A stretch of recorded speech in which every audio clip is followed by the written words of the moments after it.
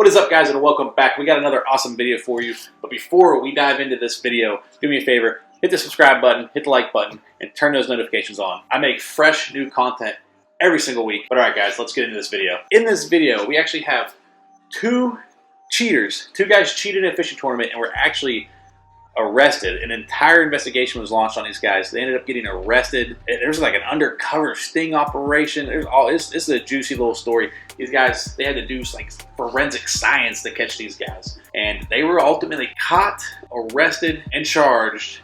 And they actually had to plead to a felony, guys. So, you know, this stuff, if you cheat in a tournament, like it could be some serious stuff. Like you could get in some serious trouble.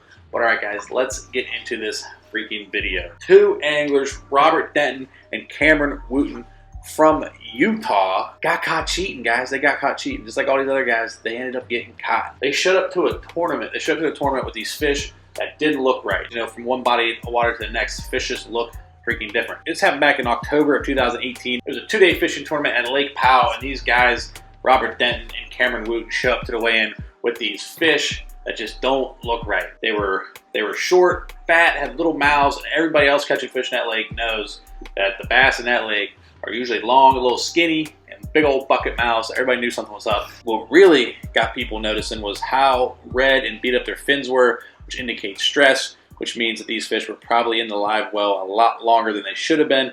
And that is ultimately what people were kind of like, hey, something ain't too right here. And once they noticed that, they noticed that the fish just didn't look, they just weren't the right shape for the fish in that lake. You know, it just depends on what kind of forage and stuff is in that lake. Around here, it's the same thing. For some reason, all the bass in Ohio that I see are kind of long, a little more slender, big old mouths, and all the bass here in West Virginia, all the bass in PA are usually like fat, smaller mouths. You can just tell. Like I can tell when I see an Ohio bass versus like a West Virginia or PA bass.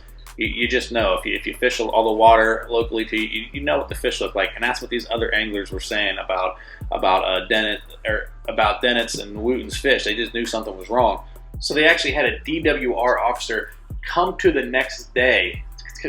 event the next day because it was a two-day tournament, and he was undercover, guys. And when they showed up to the weigh-in again with these weird-looking fish that looked like they had been through a lot of stress and just were the wrong shape, wrong mouth size, all that, the DWR officer began to question them, and the Wootton guy just pretty much caved and just pretty much admitted to it, and just was, you know, just pretty much gave in right there. Now Dennett though, like he was just like he was claiming his innocence, and you know he wouldn't give them anything. But the officer determined there was enough there and actually arrested these guys. Sounds like right on the freaking spot. Arrested them. They kept the fish to go get analyzed. And then another tournament director actually reached out to the DWR and said that he saw these guys at a completely different lake the day before the tournament, and that they were acting super suspicious, and he just knew something was up. With all that information, they went and they did a stable isotope analysis, which I'm not going to pretend like I know what that is. But from my understanding, basically they just analyzed the fish and then analyzed both different bodies of water. And the other reservoir that they're at was Quail Creek Reservoir. That's where they were seen. And basically they matched the fish that they turned into the Lake Powell tournament. They were actually able to match those fish to the Quail Creek Reservoir. And, you know, right, they had them right there. They had them right freaking there, guys. So yeah, guys, they were actually arrested. They got charged with a felony, bribery, and influence in public contest. They also had a misdemeanor charge of releasing live aquatic wildlife. So like when they took the fish from one lake to the other, that was actually against the law, which it actually is in a lot of different states. It is here as well. And they just pled guilty, thinking they were probably gonna take it easy on them, and that's not what happened. They both got hit with $2,500 restitution fines. They had to pay another $500 for some other type of fine. They had 48 hours community service.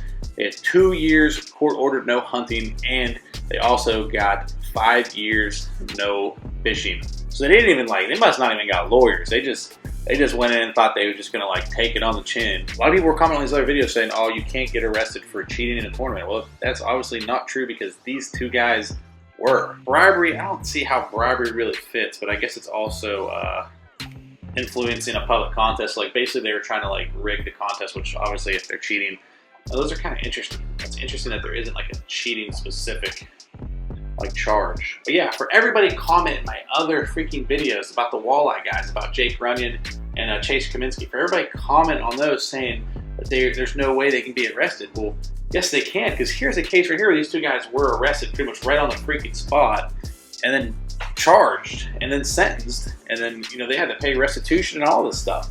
I mean, they could have done possible jail time. They weren't allowed to fish for 5 years. So yes, you can get arrested for cheating in a fishing tournament. I've been getting all these messages about all these different cheaters and stuff, and there's just like, there's so freaking many of them, guys. These guys, you know, different than Mike Long, or different than well, I guess Mike Long was kind of doing this stuff too. He was taking fish from one body of water to another. He was doing that more for like lake records. He wasn't doing that in an actual tournament.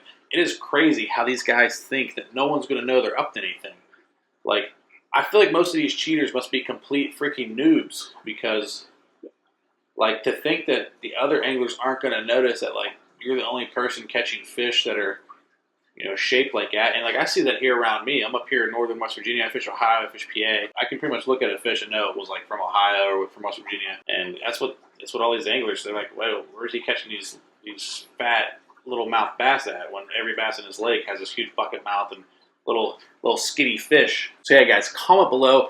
I appreciate all the comments you guys comment on, like, all the different cheaters and stuff, and that who you want me to do a video on. Keep doing that, guys, because I'm trying to look into all of them. So comment below, guys, who you want to see a video on next. I'm going to keep making this content, because a lot of you guys seem to enjoy it. I cannot believe how many cheaters there are out there. A lot of this stuff isn't that public too. Like, you know, like the walleye scandal that's been going on has been like blowing up. Obviously, Mike Long, you know, got blown up a couple years ago. These two guys here, Robert Dennett and Kamron Wootton, I don't even think I remember hearing about this when it happened. There are several articles and stuff out there, but it just didn't make the national news and stuff that some of these other guys. And yeah, guys, if you cheat, you're gonna get caught. If you cheat, you're gonna get caught, guys. I mean, like, so many people got caught. A lot of people get away with it. You know, they get a little lighter sentence and stuff. It's so crazy how people, like, if they get away with one thing, then they got to keep pushing it, and that's how they get caught. That's how Jake Runyan and Chase Cominsky got caught. I doubt they was putting 8 pounds of lead in those walleye from the beginning. You know, it was probably just like a couple ounces here. You know, and then eventually they're throwing pretty much putting dumbbells down their fish. That's how these guys get caught, man. I wish I knew like the psychology of this. You know, it's like, why does somebody? It's almost like they just want the recognition, so they're willing to cheat to get it, because they probably think very lowly of themselves. Just don't understand why somebody would cheat.